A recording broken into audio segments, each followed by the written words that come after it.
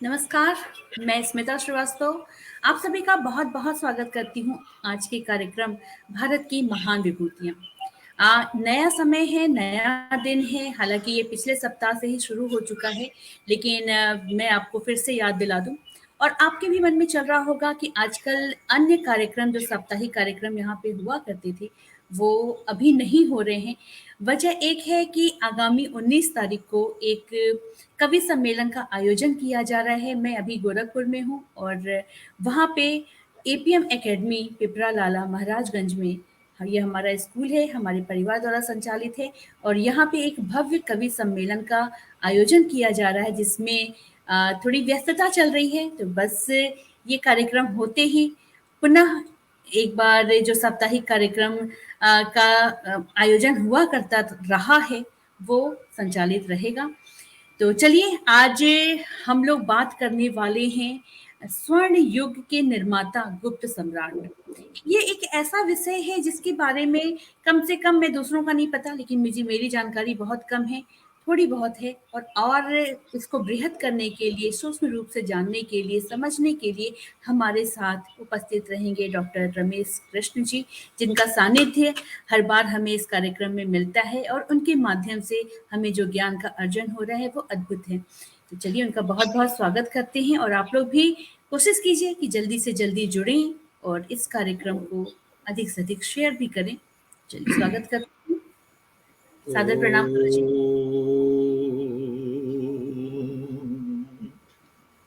विश्वानिधि सवितर दुरिता लल्ला आवाज तेज हो रही है। यद भद्रम तन्नासु ओम शांति शांति शांति। आदरणीय तो ये स्मिता बहन, मातृशक्ति, श्रोता बंधुगण, प्यारे बच्चों, भारत की महान विभूतियों में हर्ष भारत की अभी ये आवाज टकरा रही है, कम हो जाएगी, मेरे कानों में टकरा रही है। अब भारत की महान विभूतियों के अंतर्गत थोड़ी देर बैठ जाए बेटा। आज हम महान गुप्त सम्राटों को ले रहे हैं जी। इसमें लोगों को भ्रांति हो जाती है। चंद्रगुप्त मौर्य और ये है चंद्रगुप्त विक्रमादित्य, तो लोग पूछने लगते हैं कि वो चंद्रगुप्त मौर्य, मैंने नहीं, चंद्रगुप्त विक्रमादित्य। चंद्रगुप्त मौर्य जो हैं वो ईसा से 300 कुछ वर्ष पूर्व है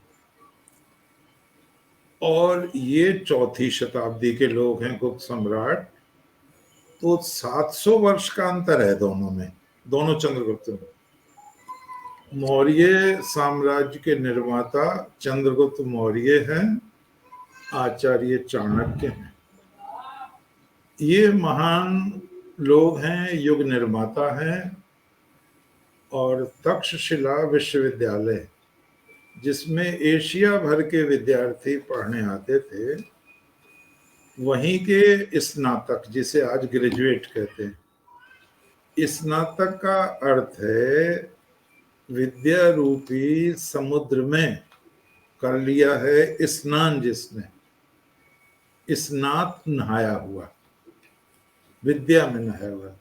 जैसे कहते हैं ना, काय में प्राइमरी में है, अभी अभी प्रारंभ है, बेसिक में है अभी। अच्छा, अब कहाँ गया, अब मिडिल बीच में आ गया, अब कहाँ गया, एंट्रेंस, अब शिक्षा के द्वार में प्रवेश कर रहा है, अब कहाँ गया, इंटर में, अब थोड़ा आंगन में आ गया है। और स्नातक का मतलब है उस विद्या के समुद्र में नहा लिया आपको। मैं एक विद्यालय में भाषण दे रहा था, इंटर कॉलेज था, तो जब मैंने स्नातक का अर्थ बताया तो उन्होंने बड़ी ईमानदारी से कहा कि मुझे 27 वर्ष हो गए ग्रेजुएट हुए, लेकिन स्नातक शब्द का अर्थ आज मुझे पता चला। मैंने कहा धन्यवाद, आज पता चल गया, ये भी कम थोड़ा ही है। तो चंद्रगुप्त मौर्य का बड़ा नाम है, उनके गुरु आचार्य चाणक्य का बड़ा नाम है। तक्षशिला विश्वविद्यालय जो आज पाकिस्तान में है, बड़ा नाम है उसका। और तक्षशिला विश्वविद्यालय विशेष रूप से धनुर्वेद और आयुर्वेद का बहुत बड़ा संस्थान था। जैसे अब MBBS 5 वर्ष का होता ना, वो 7 वर्ष का होता था उनका। उनका जो मेडिकल का एग्जाम होता था वो 7 वर्ष का होता था, 2 वर्ष ज्यादा होता था। उस पार यूनिवर्सिटी के जो टॉपर थे उनका नाम जीवक था। जीवक राजवैद्य हुए हैं बिंबिसार के, और वही भगवान बुद्ध की चिकित्सा भी करते थे। तो सारे लोगों को ये आश्चर्य है कि जब संसार अंधेरे में था, जंगली रहता था अवस्था में, तब भारत हर क्षेत्र में कितना उन्नति किए हुए था। अब 700 वर्ष बाद गुप्त सम्राट आते हैं, श्री गुप्त हैं, घटोत्कच हैं उनके लड़के, और उनके पुत्र हैं समुद्रगुप्त, विक्रमादित्य, बहुत महान व्यक्ति। बौद्ध धर्म ने दाब दिया था कुछ हमारे वैदिक धर्म को। गुप्त युग की विशेषता यह है, उन्होंने उस दबे हुए वैदिक धर्म का उत्थान किया। गीता की गूंज होने लगी, वेदों की गूंज होने लगी, रामायण के पाठ होने लगे, यज्ञ होने लगे, अश्वमेध होने लगे। एक बहुत बड़े इतिहासकार हुए हैं हमारे रमेश चंद्र मजूमदार। 80 वर्ष की उम्र में भी वो 8-8 घंटे लिखते थे, और उनकी विशेषता ये थी कि उन्हें तीनों भागों पर अधिकार था, नहीं तो एक पर होता है, किसी को प्राचीन पर होता है, किसी को मध्यकाल में, किसी को आधुनिक। उन्हें तीनों कालों पर विशेष अधिकार प्राप्त था। तो रमेशचंद्र मजूमदार को मैं पढ़ रहा था तो उन्होंने एक विलक्षण बात कही कि जिसे देखो गांधीवाद, जिसे देखो गांधीवाद। अरे गांधीवाद ही थोड़ी है, इस राष्ट्र को जिन्होंने बनाया है उन्होंने बड़े युद्ध किए हैं, बड़े विदेशियों से लोहा लिया है, अश्वमेध पराक्रम है, ये भी तो आदर्श है। तो मुझे ये बात बहुत अच्छी लगी उनकी। किसी चीज की अति हो जाना देश के लिए हानिकारक होता है। स्वामी विवेकानंद ने एक बात कही है बहनों और भाइयों, और उसे आप बहुत ध्यान से समझें। उन्होंने ये कहा है, अधिक उदात्त सिद्धांत राष्ट्र को दुर्बल बना देते हैं। आप खाली अहिंसा पे ही रह जाएंगे, कमजोर हो जाएगा राष्ट्र। और वो आपने देखा 1962 में चीन ने जब हमें रगड़ दिया। मुझे याद आ रही है एक घटना 1960 के आसपास। तिगरी मेला गंगा जी का यहाँ लगता है, बहुत बड़ा मेला होता है। तो उसमें गांधीवादियों की एक बैठक थी, इसमें मैं भी सर्विस करता था तब। गांधी खादी का एक महकमा था उसमें। तो उसमें गांधी जी के पोते आए हुए थे, प्रभुदास गांधी, संभवतः उनकी पत्नी भी थी, अम्बा बहन, सुरेश राम भाई थे, सुशीला नैयर थी, ढेबर थे, UN ढेबर, बड़े बड़े लोग थे, बड़े बड़े गांधीवादी लोग थे। तो वहां एक ये प्रस्ताव आ रहा था बहन और भाइयों कि पुलिस और फौज पर खर्चा कम कर दिया जाए, इनकी क्या जरूरत है, और शांति सेना बनाई जाए। वो सफेद कपड़े पहनेंगे, वो झगड़े निपटाएंगे। अब आप कुछ भी कहिए, मेरी उम्र भी उस समय लगभग 20 साल की थी। तो मैं ये सोचने लगा कि अगर कोई देश हमला कर दे तो ये सफेद कपड़े वाले क्या करेंगे। लेकिन मेरी हिम्मत थोड़ी थी मैं उनसे कुछ कह देता। तो बड़े बड़े नेता थे, इंडिया लेवल के थे, अंतर्राष्ट्रीय ख्याति के लोग थे। यहीं पे मुझे एक बात ध्यान आ गई, बराबर में तब रिकॉर्ड चलते थे वो गाने के, तबाक बोलते हैं इससे। एक इतना गंदा गाना बज रहा था, असह्य हो रहा था। तो मेरे दिमाग में आया कि ये दुश्मन को तो क्या रोकेंगे, ये गंदे गाने को न रोक सकते। ये आज भी देखो कितने दिन बाद ये जी बात जी। याद आ रही है मुझे। सन 60 और ये 40 और 21, 61 साल बाद ये बात याद आ रही है कि बस तुम दुश्मन को क्या रोकोगे, तुम इसे बदतमीज को नहीं रोक सकते कि बहन है, बेटी है, माँ है, बच्चे हैं, बुजुर्ग हैं, तो कितना गंदा रिकॉर्ड बजा रहा है।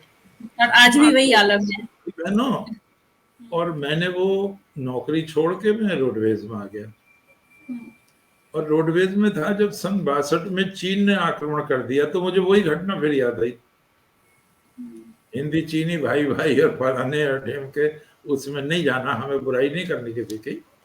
तो क्या हुआ है, एक सिद्धांत है, शस्त्रेण रक्षिते राष्ट्रे शास्त्र चिंता प्रवर्तते।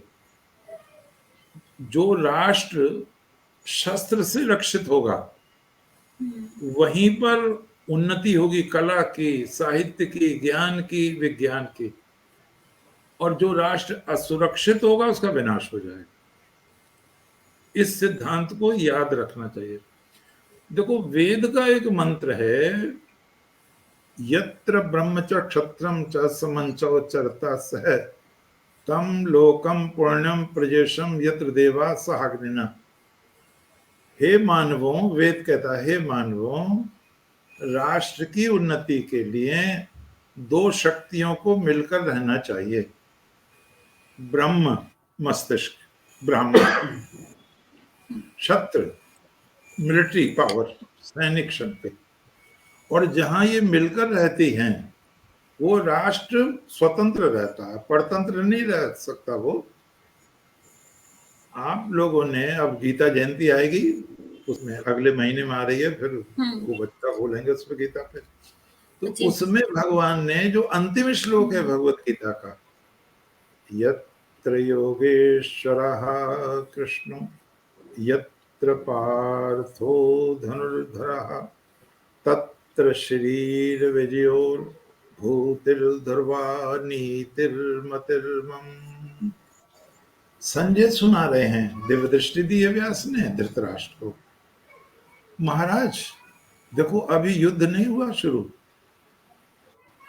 लेकिन युद्ध का परिणाम बता दूं आपको। अब होने बड़ा ताज्जुब कि भाई जब युद्ध ही नहीं हुआ तो तुम परिणाम कैसे बता दोगे? बोले लक्षण से बता दूंगा।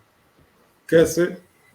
तो संजय ने कहा, वेद में ये लिखा है जहां मस्तिष्क और सैन्य बल मिलते हैं उसकी विजय होती है। तो यहां दोनों चीजें मिल रही हैं, यत्र योगेश्वराः कृष्णो, समस्त योगों के स्वामी। ये ध्यान योग जप योग नहीं, समस्त योगों के स्वामी श्री कृष्ण हैं। और पार्थो धनुर्धरः नराणाम नरोत्तमः, पूरे ब्रह्मांड में सर्वश्रेष्ठ नर नरोत्तम अर्जुन है।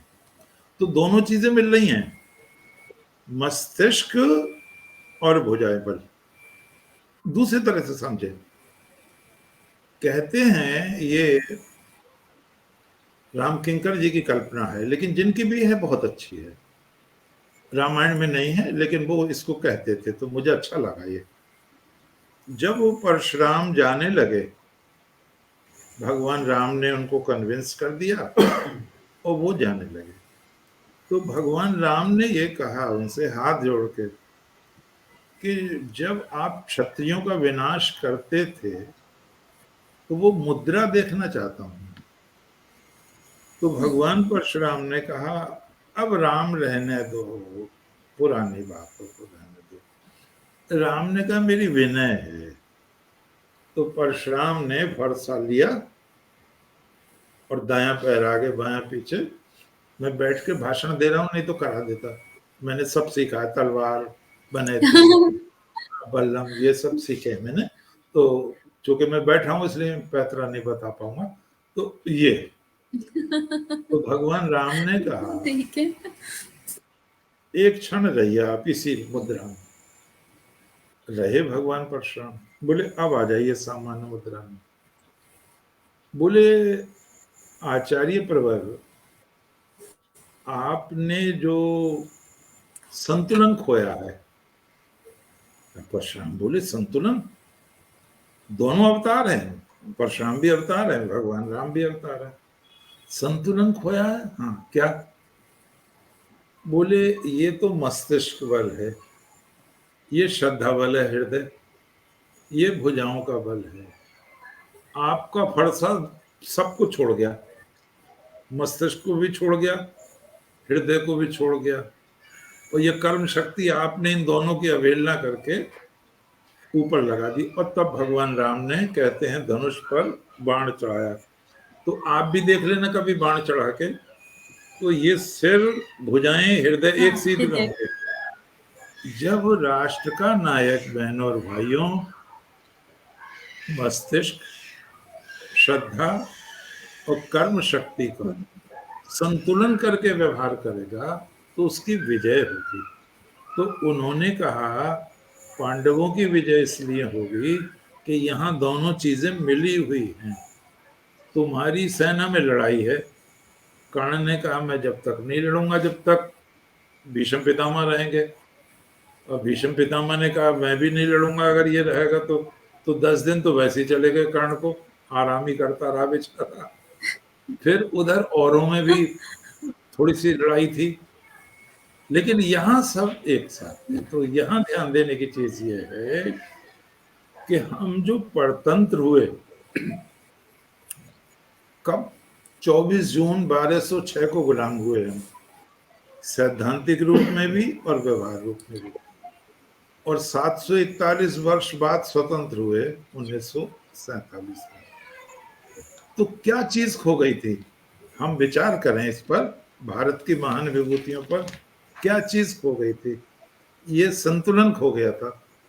कृष्ण कहीं थे, अर्जुन कहीं थे, मस्तिष्क कहीं था, कर्म शक्ति कहीं थी।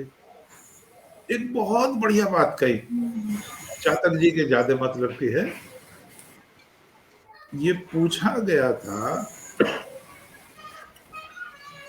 रजनीश जी से, आचार्य रजनीश से, कि श्री कृष्ण ने तो युद्ध कराए हैं और ये तो कोई बहुत अच्छी बात नहीं है। तो उन्होंने कहा आप किस दिन बिना युद्ध के रहे? आपने जब अपने लिए युद्ध बंद कर दिया तो आप विदेशियों की सेना में रहे, तुर्कों की सेना में रहे, आप पठानों की सेना में रहे, आपने भारतीयों का कत्ल किया। फिर आप अंग्रेजों की सेना में रहे, तब भारतीयों का कत्ल किया। जब आप अकबर की सेना में थे तो ये मान सिंह है, बिहारी मल है, जय सिंह है, आदि आदि, ये किन्हें मारते थे?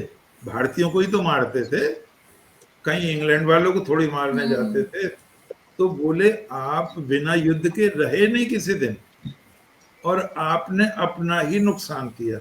सारे इतिहासकारों ने लिखा है वो राजपूत जिनके वंशधरों ने इसे स्वर्ण युग बनाया था, वो लड़ तो आज भी रहे थे, वो अपना कीमती खून और पसीना मुगल सत्ता को मजबूत करने के लिए लड़ रहे थे। अरे मुझे बड़ी अच्छी बात लगी है, यानी लड़ाई तो तुमने बंद कभी की नहीं, और अपने देश की रक्षा के लिए, अपनी माँ बहनों की रक्षा के लिए, अपनी राष्ट्रभाषा की रक्षा के लिए युद्ध करना था, वो तो किया नहीं तुमने। और जब परतंत्र हो गए तो तुमने गुलामी की जंजीर को बढ़ाते चले गए, बढ़ाते चले गए।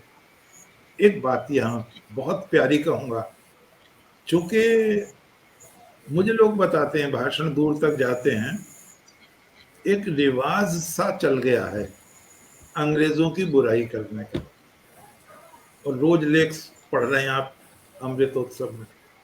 मैं बहुत प्यार के साथ कहूंगा इस बात को, स्वामी विवेकानंद ने कहा है, कुछ अर्थों में अंग्रेजी राज हमारे लिए वरदान था। बहुत प्यार से समझे से, कुछ अर्थों में। आर्य समाज का जलसा था और एक सज्जन आर्य समाजी थे, आर्य समाज का ही मंच भी था। बोले जिन्होंने अंग्रेजी राज को वरदान कहा उनका तो नाम हो रहा है, और जिन्होंने उसकी बुराई करी उन्हें कोई पूछता नहीं। तो जब वो समाप्त हो गया तो मैंने उनसे कहा कि आप इसका क्या अर्थ समझे, अंग्रेजी राज वरदान? तो बोले चापलूसी ना, चापलूसी नहीं, मैं डाक खाना है, मैं तुम्हारे पिताजी ने बनाया क्या?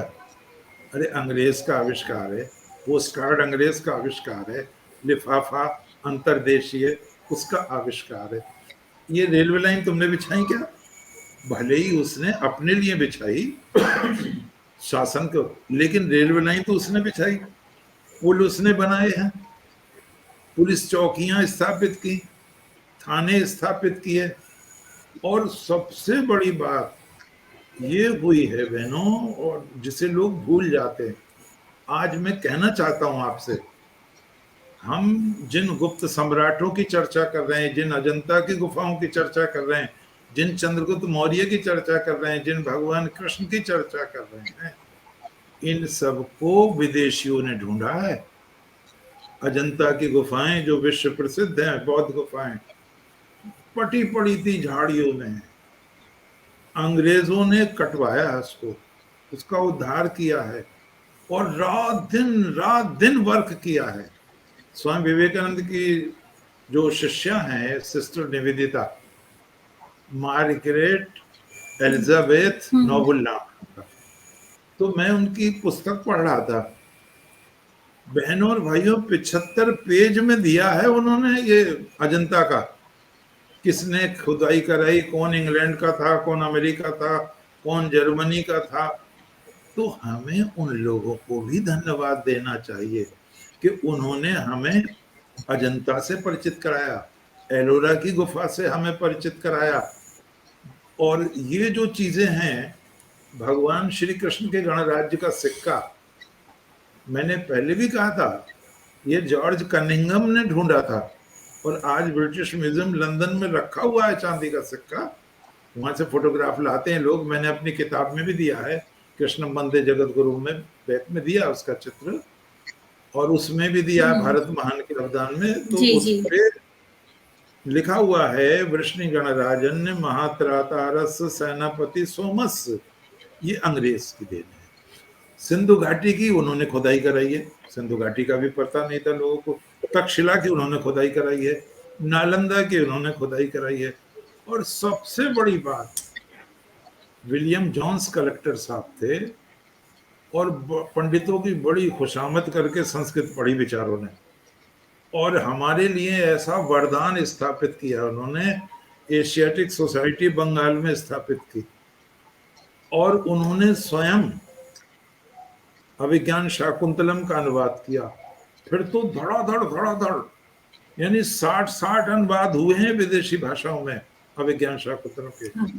पंचतंत्र का जब अनुवाद हुआ तो 500 भाषाओं में अनुवाद हुआ पंचतंत्र का। भगवत गीता के 2000 से ज्यादा अनुवाद हुए, विल्किंस ने किए ये। और वारेन हेस्टिंग्स गवर्नर जनरल ने ईस्ट इंडिया बोर्ड को चिट्ठी लिखी कि ये महान ग्रंथ है भगवत गीता, उन्नति के शिखर पर चढ़ने के लिए इससे अच्छा कोई ग्रंथ नहीं है, आप इसे अपने पैसे से छपवाएं। तो ये जानने की चीज है इस मौके पे कि भगवत गीता का प्रथम translation Warren Hastings governor general ने विल्किंस नामक विद्वान से कराया था, और सारा पैसा उन्हीं का लगा था, इंग्लैंड वालों का। और इतने अनुवाद हुए बहनों और भाइयों, तहलका मच गया। आप मुझे कहने की अगर इजाजत दें तो जिन्हें हम राष्ट्रपिता कहते हैं ये गीता ही नहीं जानते थे, महात्मा गांधी।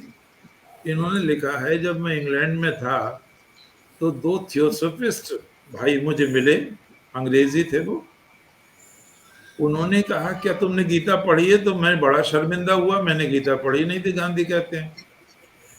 तो वो एडविन आर्नोल्ड की गीता दिखाई उन्होंने, और सर्वश्रेष्ठ अनुवाद बहनों और भाइयों एडविन आर्नोल्ड का माना जाता है, जिनकी लाइट ऑफ एशिया।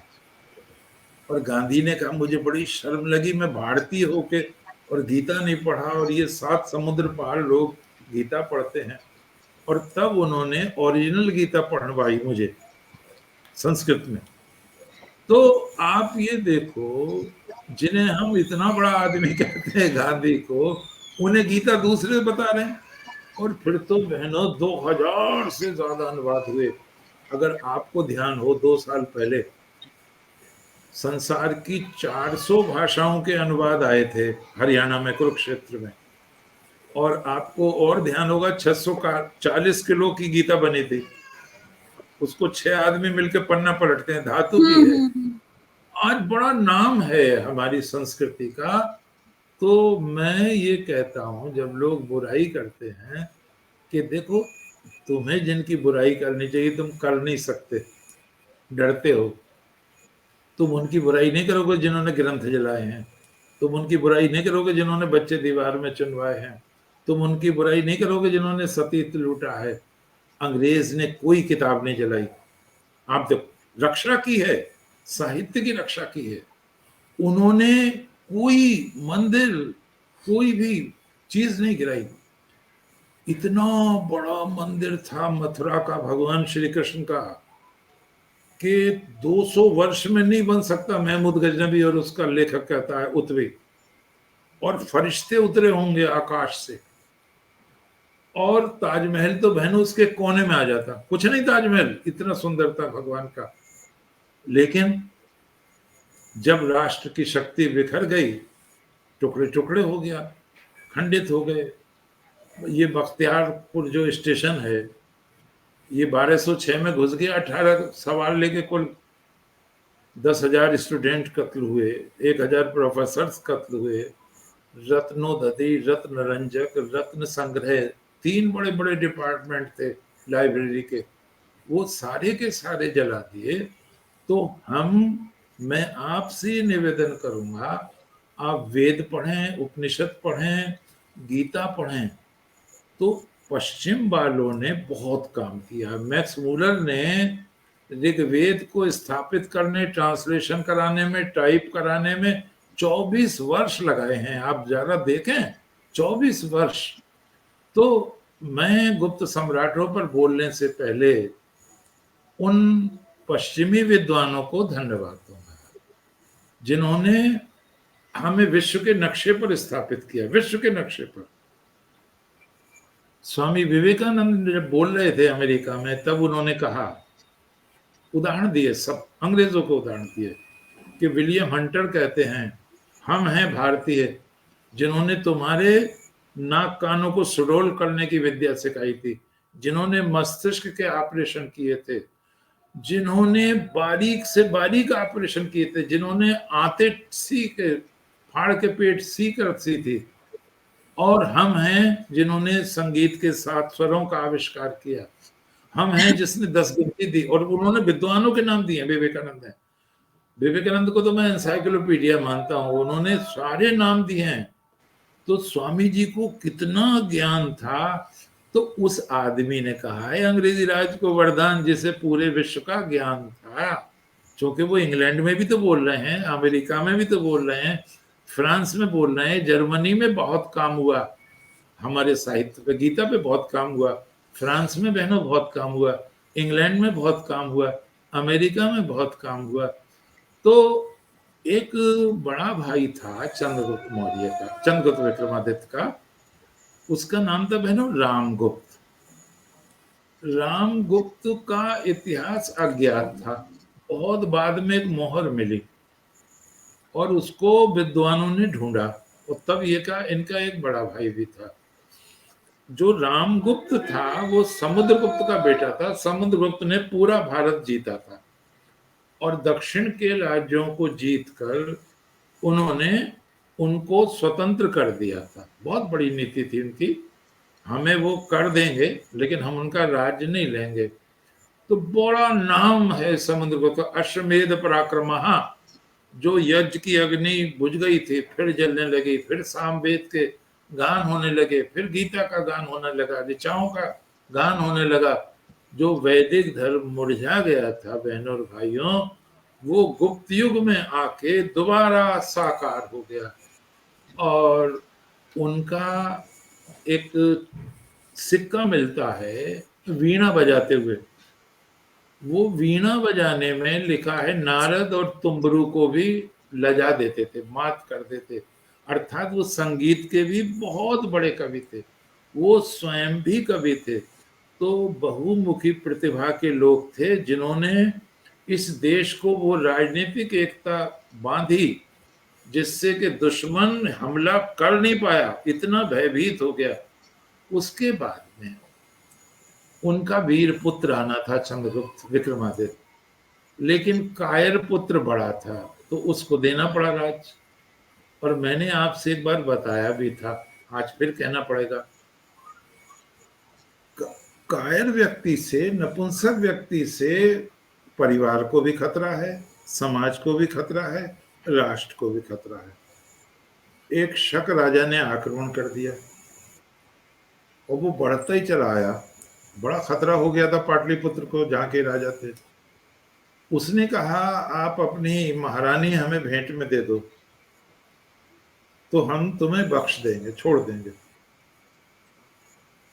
अब ये बेवकूफ आदमी, इसने हाँ कर दी और मंत्रियों से कहा भाई ये उपहार में मिली थी पिताजी को, उपहार में ही दे रहे हैं। तो मंत्री भी समझ गए, जैसी नकटी देवी ऐसी उत पुजारी, कि भैया क्यों दुश्मनी मोल लो इससे, ये तो दे ही रहा है। ये बात बहनों ध्रुव स्वामी को पता चली। ध्रुव स्वामी आत्महत्या करने लगे। तभी चंद्रगुप्त आ गए, देवर थे चंद्रगुप्त उनके, और उन्होंने हाथ पकड़ लिया। ये एक प्रसिद्ध नाटक है जयशंकर प्रसाद जी का, ध्रुव स्वामी। उन्होंने, ये समस्या नाटक है कि विधवा का विवाह हो सकता है, इसलिए लिखा था। तो उन्होंने हाथ पकड़ा, भाभी क्या कर रही हैं ये?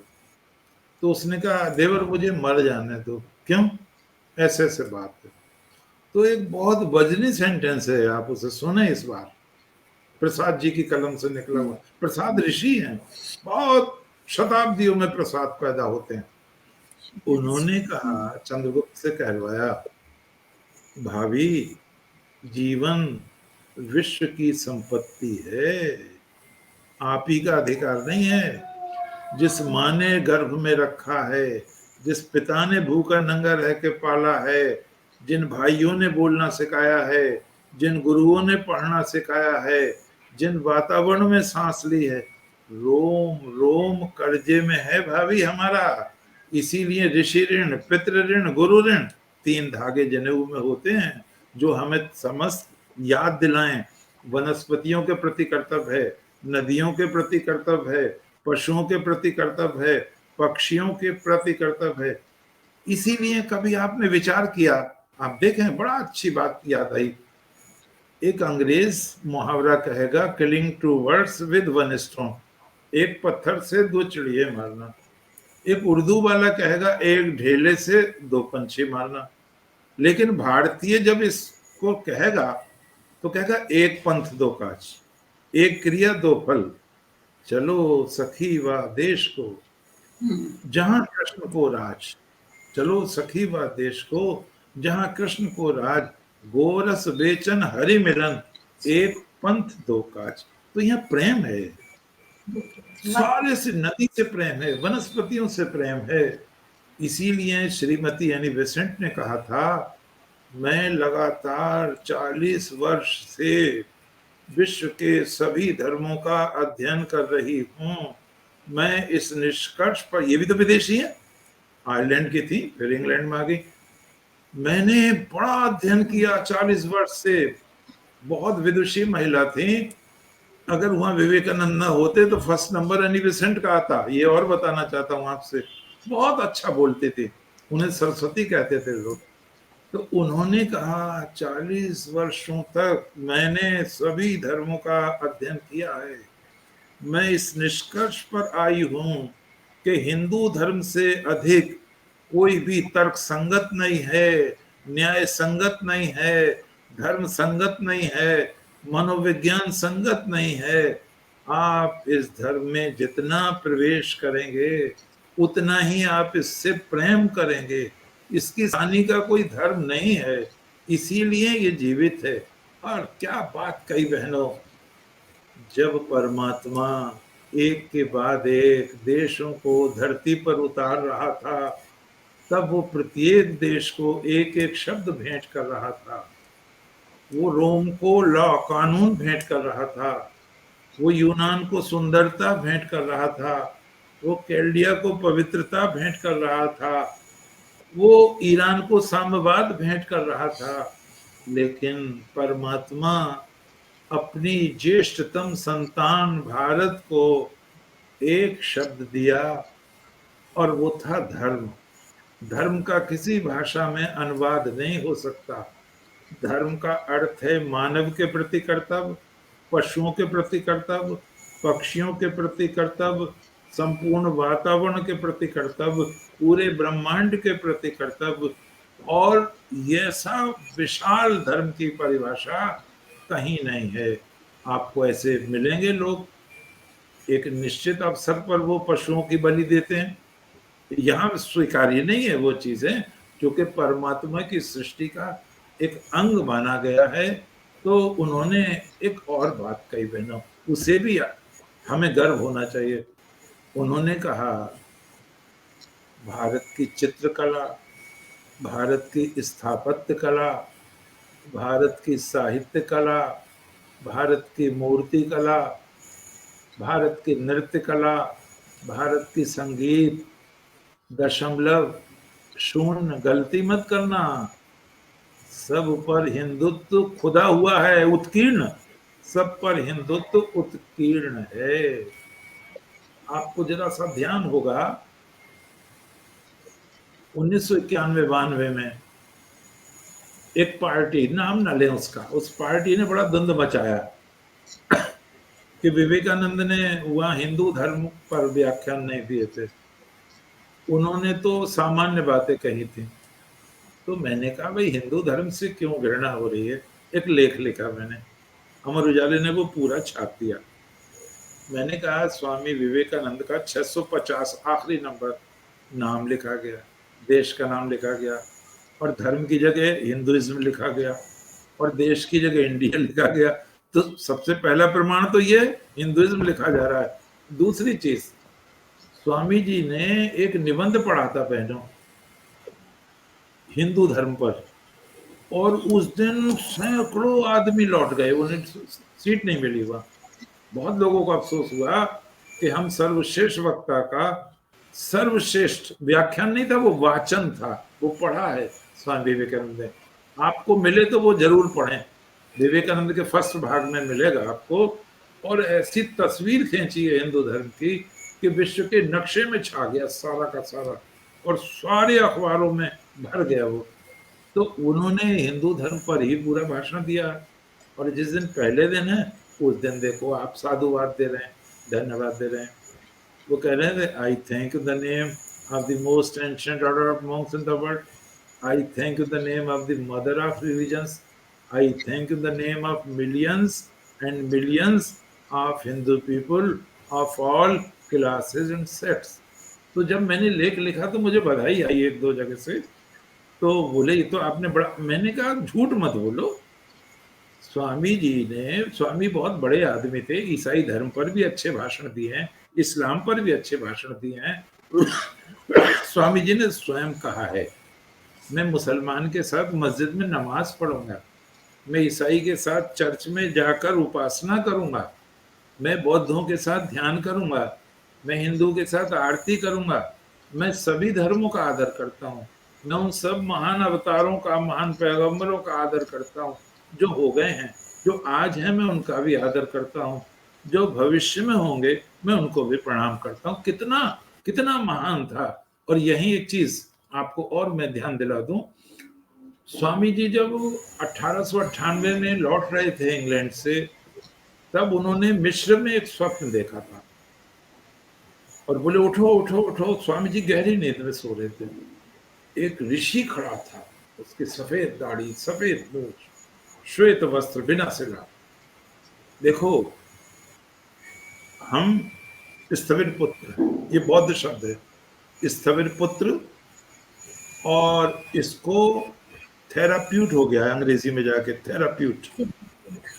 जैसे ओम ने ओमनिशियंट बना, ओमनी प्रेजेंट बना, ओमनी पोटेंट, सब ओम है वो।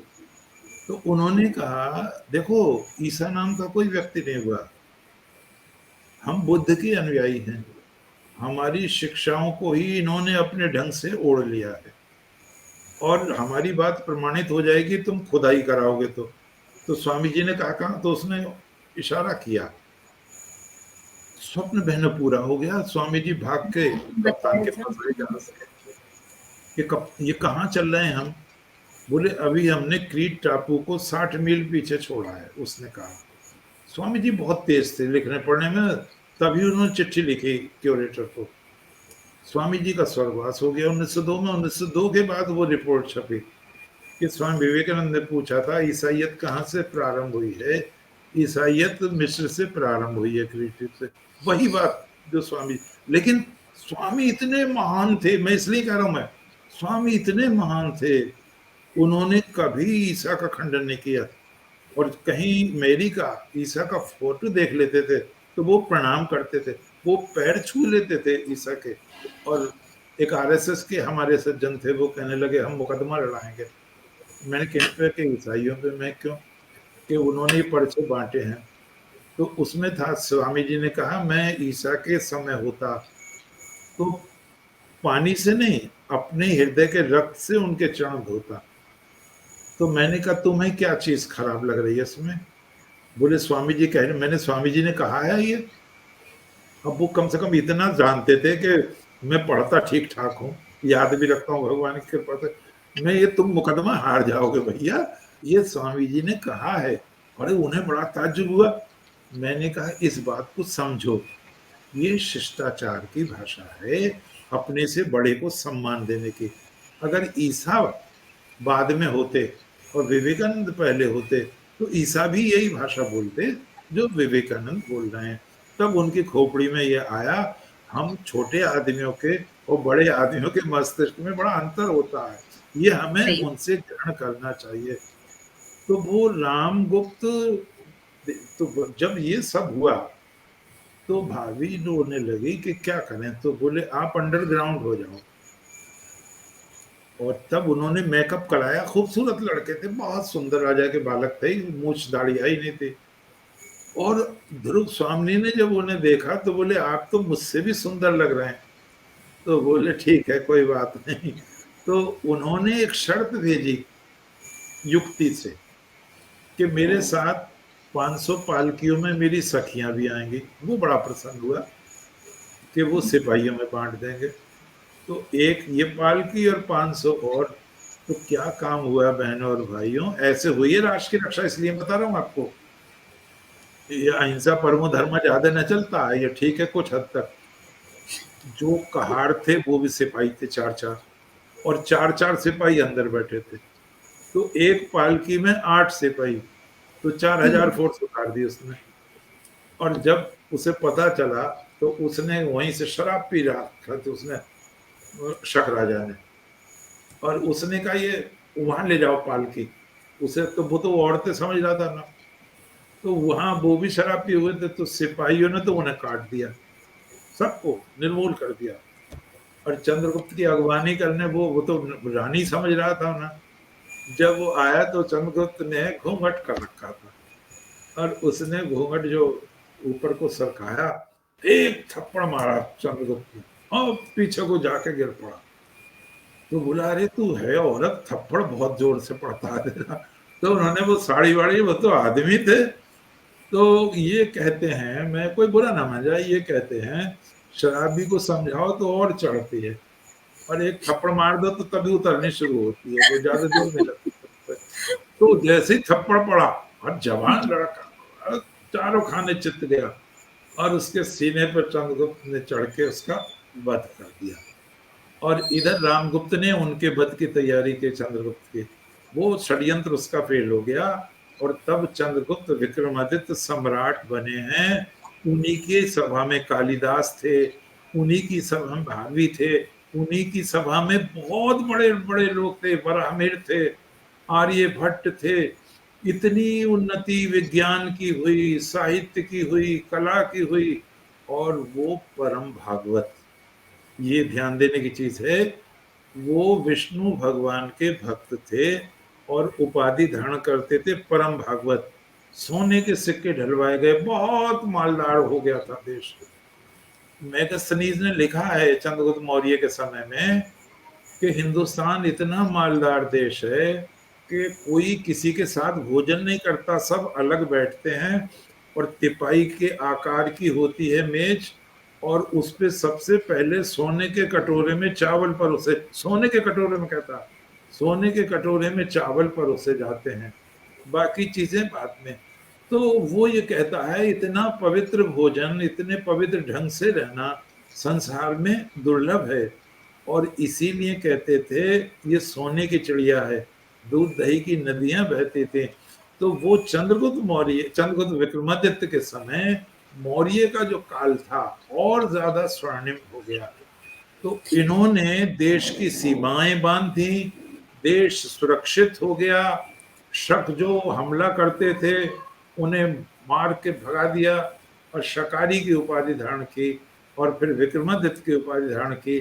और आप जब दिल्ली में जाते हैं तो कुतुब मीनार के पास मेहरौली स्तंभ है, और वो 1600 वर्षों से खड़ा हुआ है। उसकी पालिश ऐसी है, ना उस पे जंग लगी है, ना कोई धब्बा लगा है, और लोगों को आश्चर्य है कि कितना विज्ञान उन्नत था।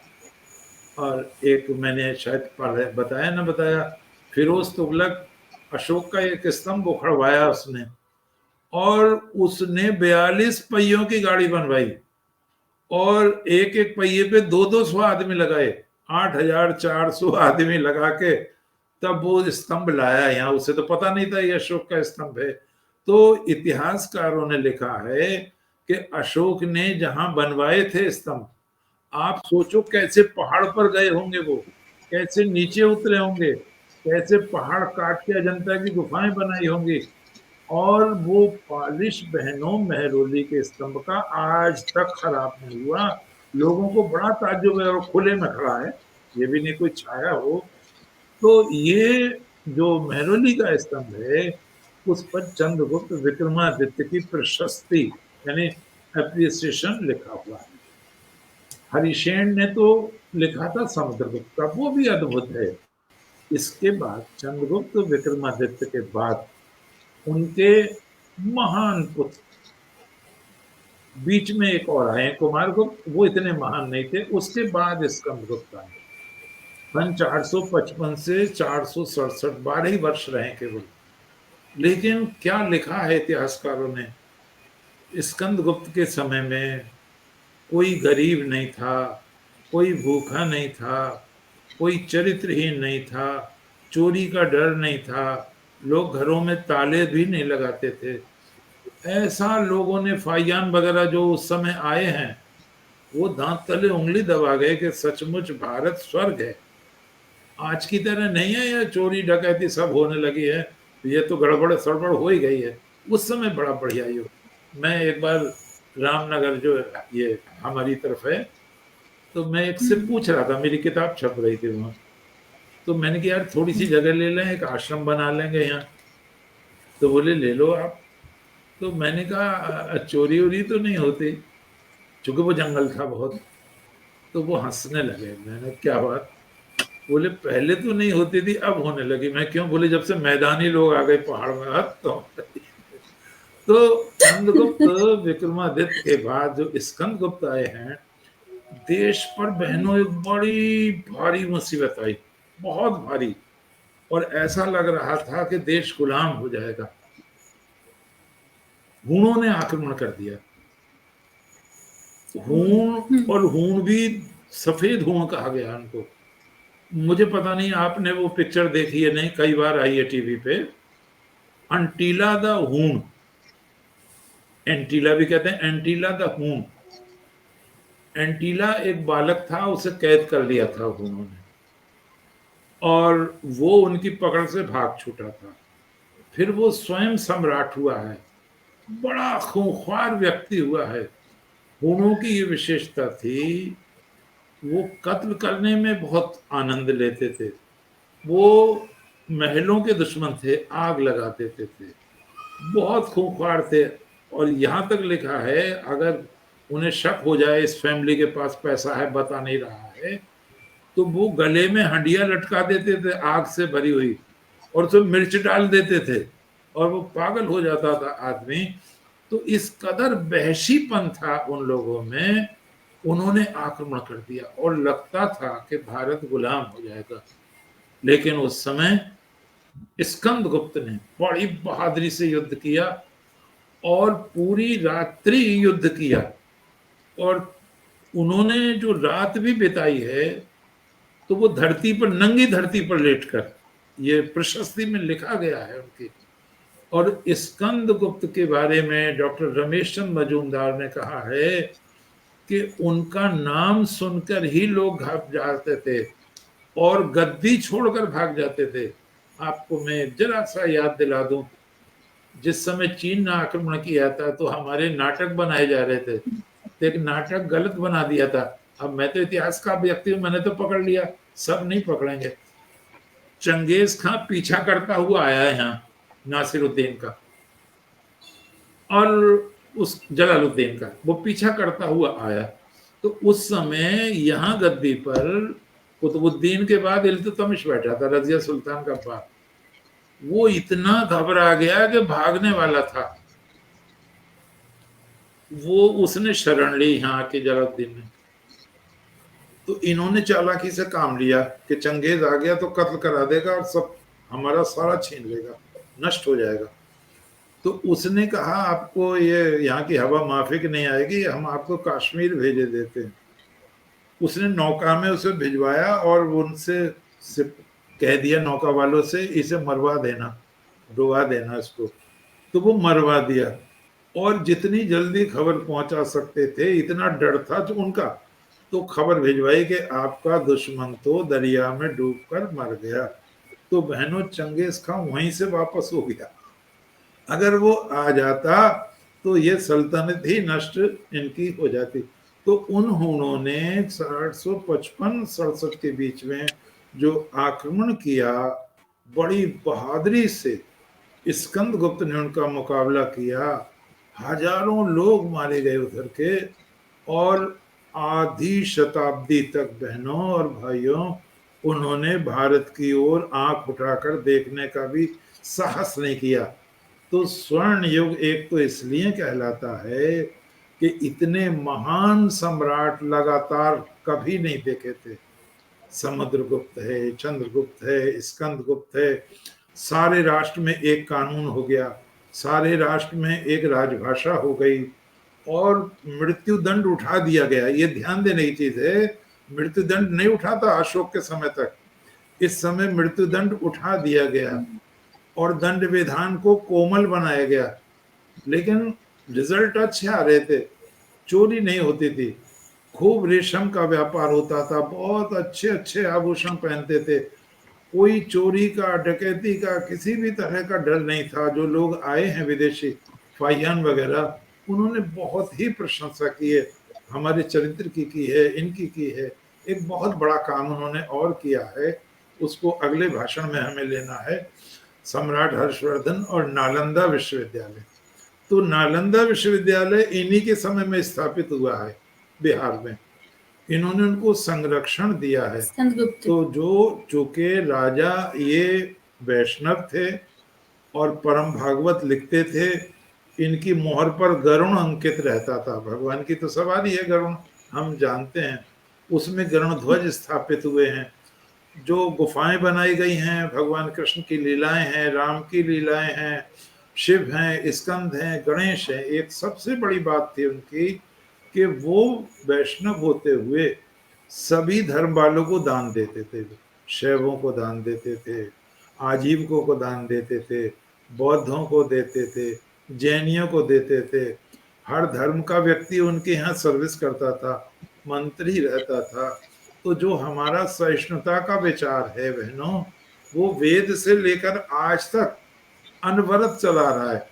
इसीलिए स्वामी जी ने कहा था, हमने संसार को जो महान देन दी है वो तो अलग है, हमने विज्ञान में किया दिया, साहित्य में, लेकिन सबसे बड़ी महान देन हमारी ये है, I am proud to belong to religion which has taught the world both tolerance and universal acceptance। ये नहीं दिया किसी धर्म ने, हमने दिया है ये। I am proud to belong to a nation which has sheltered the persecuted and the refugees of all religions and all nations of the world। संसार के किसी भी देश पर, किसी भी धर्म पर जब जब विपत्ति पड़ी, मेरे देश ने शरण दी है। आप देखो क्या कद बड़ा होगा उस समय हिंदुस्तान का, और वहां वो लोग भी तो बैठे थे जिन्होंने अत्याचार किए थे, वो लोग बैठे थे जिन्होंने इनका मंदिर तोड़ा था, यहूदियों का मंदिर तोड़ा था रोमन लोगों ने, और वो लोग बैठे थे वहां। और वो लोग भी बैठे थे जिन्हें ईरान वालों का कत्ल किया था, पारसियों का, वो लोग भी बैठे थे। उनके मुंह कितने काले हो गए होंगे। हमारे दामन में अत्याचार का, बलात्कार का कोई दाग नहीं है। हम भगवान श्री कृष्ण के वंशज हैं, जिन्होंने कहा है, ये यथा माम प्रपद्यन्ते तांस्ततः भजाम्यहम् मम वर्तमान वर्तन्ते मनुष्याः पार्थ सर्वशः। जो भी जिस रूप में उपासना कर रहा है वो मेरी ओर आ रहा है, मैं उसे स्वीकार कर रहा हूं। ये उदारता कहीं नहीं है, संसार के किसी भी धर्म में नहीं है। और फिर क्या कहा उन्होंने, अंतराचापितु दृष्टा। भगवान व्यास ने कहा है हमारे धर्म में ही दृष्टा नहीं हुए हैं, दूसरे धर्म में भी पैगंबर हुए हैं, अवतार हुए हैं। इतनी उदारता। और स्वामी जी ने कहा, भगवान ने कहा है, मत्तः परतरम नान्यत् धनंजय मयि सर्वमिदं प्रोतम सूत्रे मणिगणाय। सारे धर्म, सारी संस्कृति, सारे देश, सारी सभ्यताएं हे अर्जुन मुझ में इस तरह गुथी हुई हैं जैसे धागे में मणियां गुथी हुई होती हैं। ये भारत का सौभाग्य है, और स्मिता जी के माध्यम से आप इसको हाईलाइट करें, ये भारत का सौभाग्य है। ये किसी और ने नहीं दिया है, और आज भी बुद्ध ने दिया है, आज भी गांधी ने दिया है, जवाहरलाल नेहरू ने दिया है इसको। जो भी शासन कर रहे हैं आज भी वो जीवित है चीज। तो एक तो स्वर्ण युग का निर्माण किया है इन महान सम्राटों ने, दूसरे स्वर्ण युग का निर्माण किया है महान कवियों ने। अभिज्ञान शाकुंतलम से श्रेष्ठ संसार में कोई नाटक नहीं, कोई भी। क्या कहते हैं वो, कितना सुंदर श्लोक है।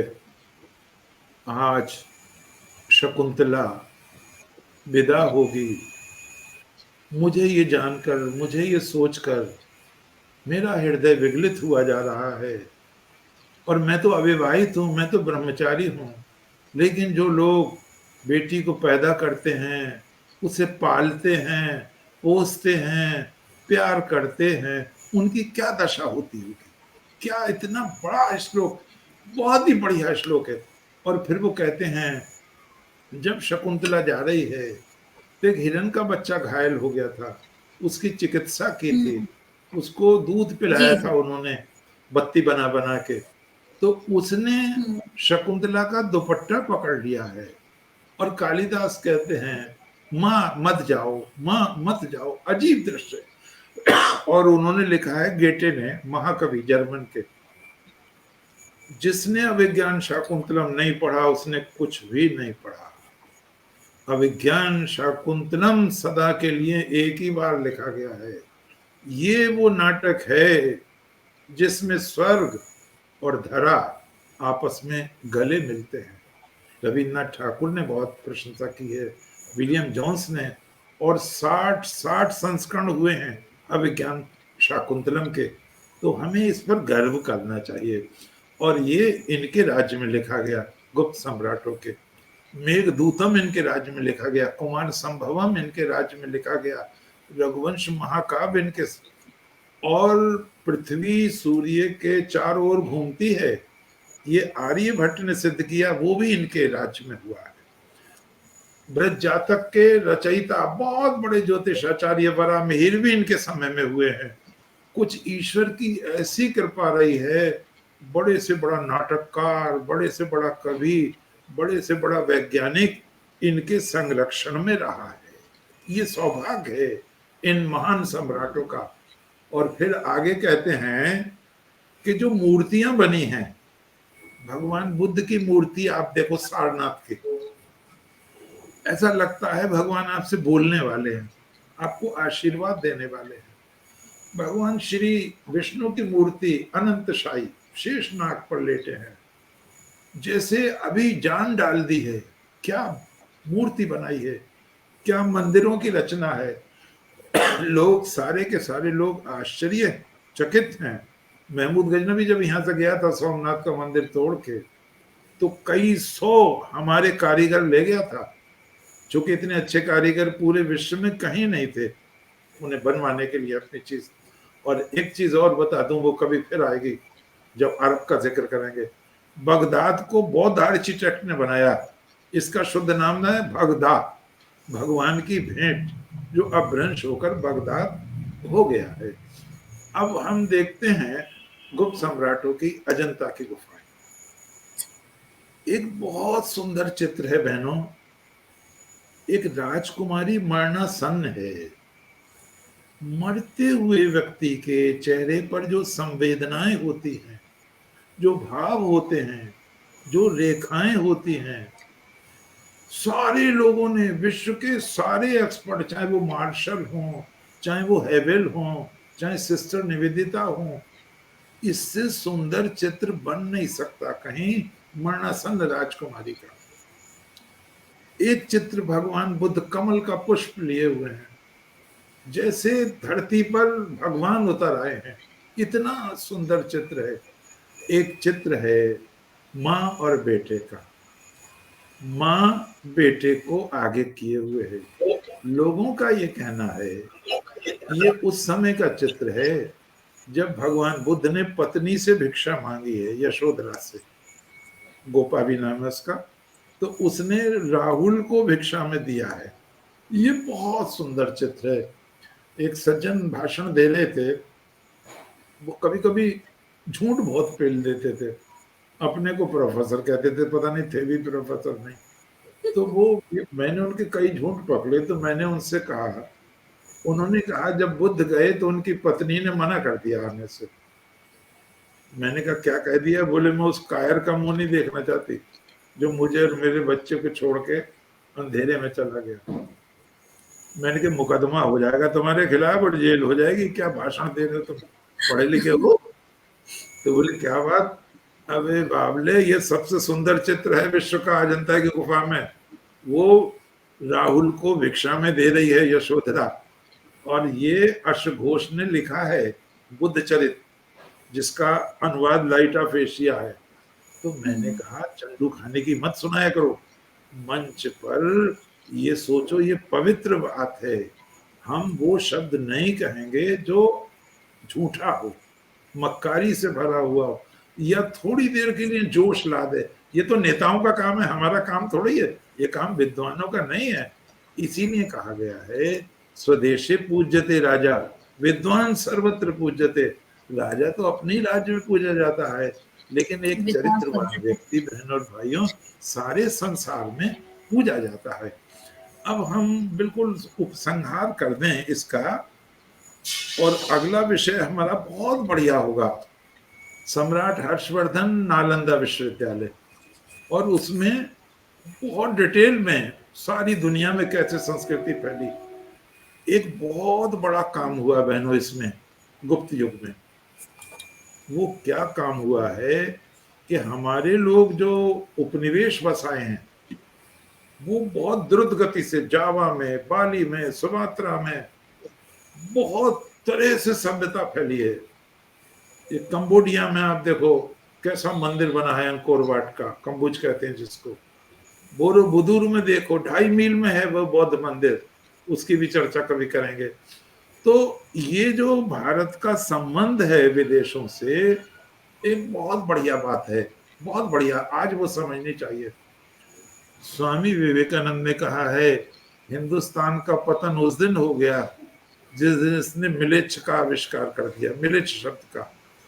आप देखो, समुद्र यात्रा पाप कर दी। अरे समुद्र यात्रा कैसे पाप है? हमने यूनान बसाया है, हमने अमेरिका बसाया है, और हमने जावा बसाया है, हमने बोरोबुदूर बसाया है, हमने कंबोडिया बसाया है। प्रमाण है, मैं उसमें भाषण दूंगा बाद में। तो वो प्रमाण है, और तो समुद्र पार करके गए भैया, जब तो। और रोम से व्यापार करते थे हम। रोम के इतिहासकार रोते थे कि हमें अपनी स्त्रियों की फैशन परस्ती के लिए, हवा के जाले के लिए लाखों करोड़ों सोना देना पड़ता। इसको मलमल को कहते थे वो। और कितना बारीक बनता था, हाथी को ढक ले और अंगूठी में निकल जाए एक छल्ले में। तो हम भारत की जितनी प्रशंसा करें, ये पुण्य भूमि है, कर्म भूमि है, और हम भाग्यशाली हैं, हमने इसमें जन्म लिया है। ये हमारा दायित्व है, हम बच्चों को बताएं। हम ऐसे नहीं थे। एक सज्जन ने कहा, बहुत बढ़िया बात कही, कि वो गंजा आ गया, वो हरा गया, लंगड़ा आ गया, वो हरा गया, काहे के बहादुर थे तुम। ये उसकी बात सही है, उसकी बात सही है, लेकिन ये पौरुष जब छीज गया, जब अति हो जाएगी ना बहनों। विवेकानंद ने एक बहुत बढ़िया बात कही है, हिंदुस्तान का पतन उस दिन हो गया जिस दिन एक एक मठ में एक एक लाख स्त्री और पुरुष जवान भर्ती हो गए। और उदाहरण तो ऐसे भी हैं, शराब पकड़ी गई भिक्षुओं के पास, उनका चारित्रिक पतन हो गया। भगवान बुद्ध ने कहा था भविष्यवाणी की, मेरा धर्म जो 5000 वर्ष तक चलता, वो 500 वर्ष बाद विकृत हो जाएगा। ये बुद्ध जी की भविष्यवाणी है। तो ये हमारा विदेशों से संबंध हुआ। महान सम्राटों का युग था, महान वैज्ञानिकों का युग था, इसमें बहुत सी चीजें खोजी गई, इसमें आयुर्वेद का बहुत विकास हुआ, सुश्रुत वगैरह यहाँ लिखा गया। तो कोई भी क्षेत्र ऐसा नहीं है, इसीलिए इसको लोगों ने कहा स्वर्ण युग, सोने का युग। तो जैसे सभी धातुओं में स्वर्ण कीमती होता है और उसका तेजस, उसका रंग आकर्षित करता है, इसी तरह वैदिक युग, उत्तर वैदिक युग, औपनिषदिक युग, महाकाव्य युग, मौर्य युग, शुंग युग, कनिष्क युग, उसके बाद में गुप्त युग। तो गुप्त युग ही स्वर्ण युग है। इसमें जिधर से भी देखो अद्भुत है, अद्भुत है वह भारत। अजंता की गुफाओं की जो चित्र हैं, इतनी प्रशंसा है सारे सारे संसार में। वो बुद्ध से संबंधित हैं, विष्णु से भी संबंधित हैं, शिव से भी संबंधित हैं, बाघ की गुफाएं भी उस समय की हैं। तो मैं फिर इस बात को कहूँगा कि ये हम जहाँ अपने लोगों की बात करते हैं, तो जब हम वेद पढ़ते हैं बहनों, जब उपनिषद पढ़ते हैं, गीता पढ़ते हैं, जब हम सिंधु घाटी की सभ्यता पढ़ते हैं, जब हम चंद्रगुप्त मौर्य को पढ़ते हैं, चंद्रगुप्त विक्रमादित्य को पढ़ते हैं, तो हमारे आदियों से ज्यादा विदेशियों ने काम किया है, वेदों पर भी, उपनिषदों पर भी। तो हमें कोसना ही नहीं चाहिए, हमें उन्हें धन्यवाद देना चाहिए। इसीलिए लिखा था गवर्नर जनरल ने, वारेन हेस्टिंग्स ने, जब अनुवाद हो गया गीता का, उसने भूमिका स्वयं लिखी, किसी भी जाति को उन्नति के शिखर पर चढ़ने के लिए गीता का दर्शन अद्वितीय है। और उसने लिखा था, वर्षों बाद जब अंग्रेजी साम्राज्य समाप्त हो जाएगा भारत से, जब नामो निशान भी नहीं रहेगा हमारा, तब भी हम लोग जीवित रहेंगे जिन्होंने भारत की सेवा की है। क्या बात कही, हम लोग जीवित रहेंगे जिन्होंने गीता का अनुवाद कराया, वेदों का अनुवाद कराया, उपनिषदों का अनुवाद कराया, अभिज्ञान शाकुंतलम का अनुवाद कराया। और बहनों और भाइयों, एडविन आर्नोल्ड ने लिखा, आप मुझसे पूछ सकते हैं। इतने लोगों ने अनुवाद कर दिया है भगवत गीता का, मैं क्यों अनुवाद कर रहा हूं? बड़ा शालीनता से जवाब दिया बहनों। हमें वो सीखना चाहिए ऐसे लोगों से। उन्होंने कहा, मैं इसलिए साहस कर रहा हूं, उन विद्वानों के परिश्रम से लाभ उठाऊं, उन्हें कृतज्ञता व्यक्त करूं, और दूसरा ये, भारत के इस सर्वोच्च दर्शन के बिना अंग्रेजी साहित्य अधूरा रह जाएगा, इसलिए मैं इसे पूर्ण कर रहा हूं। हमें ऐसे राष्ट्र पर गर्व करना चाहिए, ऐसे महान पूर्वजों पर, ऐसे महान कवियों पर, महान वैज्ञानिकों पर गर्व करना चाहिए।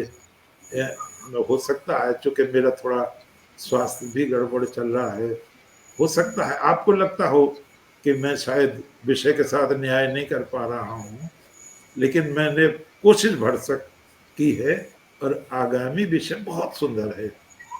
सम्राट हर्षवर्धन और नालंदा विश्वविद्यालय का विश्व को योगदान। बहुत धन्यवाद बहन स्मिता को, बहुत धन्यवाद। जो भी लोग सुन रहे हैं, बहुत बहुत धन्यवाद। बच्चों को प्यार भरा आशीर्वाद। ईश्वर से मैं प्रार्थना करता हूँ, हमारा देश नित्य निरंतर उन्नति करता रहे और कोई भी दाग धब्बा न लगे। स्वामी विवेकानंद कह गए थे 1897 में, भारत इतनी उन्नति करेगा कि वो पिछली सारी कक्षाएं पार कर देगा। हम चाहते हैं स्वामी जी की भविष्यवाणी पूर्ण हो, भारत जगत गुरु बने। ओम शम। धन्यवाद। अब मैं कुछ कमेंट्स जरूर पढ़ूंगी गुरुजी। हाँ। हमारे साथ काफी लोग जुड़े रहे, और मुझे मालूम है कि इस कार्यक्रम के बाद भी बहुत लोग देखेंगे इसको, क्योंकि सबको कुछ एक आवाज समय कम आ रही है, पता नहीं क्यों। ये बच्चा चला गया। आपने, हाँ, आपने अपना साउंड कम करवा लिया था ना, इसलिए आपको कम आ रही होगी। ओह, अच्छा थोड़ा अच्छा। आपको ध्यान चलो, देना मुझे आ रही है, पड़ेगा। सुनाइए, आप बताएं। जी, तो कमेंट्स में है रुपेश कुमार श्रीवास्तव जी हमसे जुड़े रहे, सादर मैं प्रणाम बुला कह लूं रहे उसे, हैं। बच्चे को हाँ, बुला लूं बुला जरा। लीजिए आप। प्रश्न आज नहीं है, प्रशंसा के शब्द अधिक हैं, और मुझे लगता है ये प्रशंसा के शब्द में भाव विभोर हो जाने वाले भाव ज़्यादा अंकित होते हैं। प्रशांत फैमम जी हैं, वाह बहुत खूब कह रहे हैं। हृदया त्रिपाठी जी हैं, वो कह रही हृदय स्पर्शी है। सुनीता हर्षद, सिंह, अब हर्षद, गुरु जी अपने पोते को और बुला जरा रहे आइए हैं, बेटा, 1 मिनट को आइए, भाग के। हाँ, आइए जरा।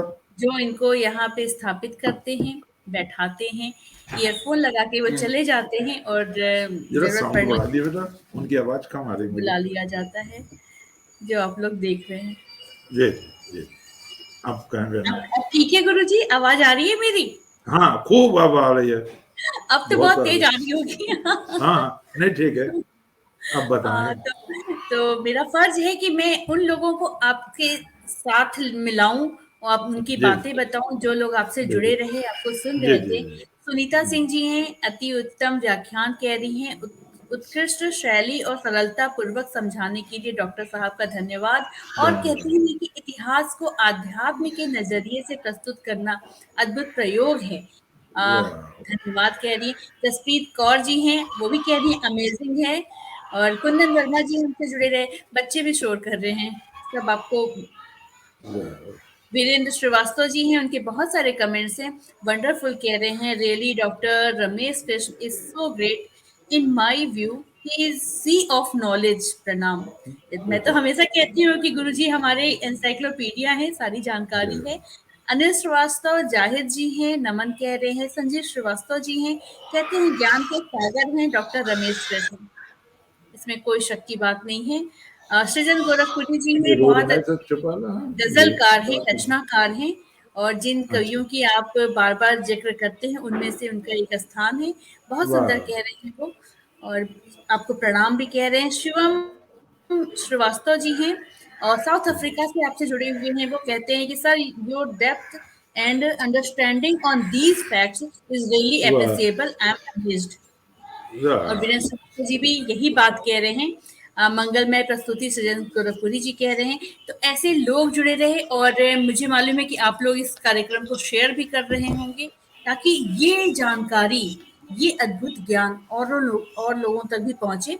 तो चूंकि बात हो रही है और ऑनलाइन के कार्यक्रम इस समय बहुत अधिक नहीं हो पा रहे हैं, तो मैं एक सूचना भी आप लोगों तक जरूर पहुंचाना चाहूंगी कि 19 तारीख को यहाँ आज, अच्छा एक बात तो मैंने बताई नहीं कि आजकल मैं गोरखपुर में हूँ, जो मेरा शहर है, और यहाँ पे हमारे परिवार द्वारा संचालित एक स्कूल है एपीएम एकेडमी के नाम से, जो पिपरा लाला महाराजगंज में स्थापित है। यहाँ पे 19 तारीख को शाम को 5 बजे से हम लोग एक, जिस ऑन स्टेज की बात मैं आजकल कर रही हूँ, तो ऑन स्टेज हम लोग एक कवि सम्मेलन का आयोजन कर रहे हैं। जो भी आसपास के क्षेत्र में हैं, आप सभी आमंत्रित हैं सादर, और अपने परिवार के साथ, अपने इष्ट मित्रों के साथ में आप यहाँ पे आइए और इस आयोजन का भी लाभ उठाइए। क्योंकि बहुत लोग बहुत दिनों से कह रहे थे कि स्मिता जी अब आप कुछ ऑफलाइन की तरफ भी चलिए, लेकिन मुझे ये समझ में आया कि ऑफलाइन में ना बहुत मेहनत करनी पड़ती है भाई, बहुत काम करना पड़ता है कार्यक्रम से अधिक उसके आयोजन के लिए। तो मैं मेहनत कर रही हूँ, आपका साथ अपेक्षित है। तो मिलते हैं फिर 19 तारीख को। और गुरुजी आपको बहुत बहुत धन्यवाद, बहुत बहुत आभार कि आप अस्वस्थता के बावजूद हमसे जुड़े रहते हैं और आपके इस ज्ञान का लाभ हम सभी को मिल रहा है। तो आप 22 तक रहेंगे वहाँ? मैं 22 22, हाँ जी जी। तो उसके बाद में अगला भाषण कब रखें? आज जो अगला 17 है, भाषण बस नहीं, 22 नहीं 23 को है। 23 को रख 23 लें? तारीख जी। नहीं, आपको दिक्कत हो जाएगी ना एक दिन नहीं, में। कोई दिक्कत नहीं है, मुझे कोई हाँ, दिक्कत मंगल नहीं का है। 23 है। आपको ठीक सुनना, है। आपको सुनने के लिए हम लोग सारी दिक्कतें उठा लेते हैं। ठीक है, ठीक है। इसे नहीं मिस सबको, कर सकते। तो बहुत बहुत सभी को धन्यवाद, बहुत बहुत सभी को प्रणाम। और हमसे बहुत बस ऐसे ही जुड़े रहिए, कभी ऑनलाइन कभी ऑफलाइन, दोनों का ही मौका अब मिल रहा है। तो बस अपनों का ख्याल रखिए, अपना भी बहुत बहुत ध्यान रखिए। फिर मिलते हैं। नमस्कार, जय हिंद, जय भारत। जय जय जय हो गुरु जी। जय श्री कृष्ण।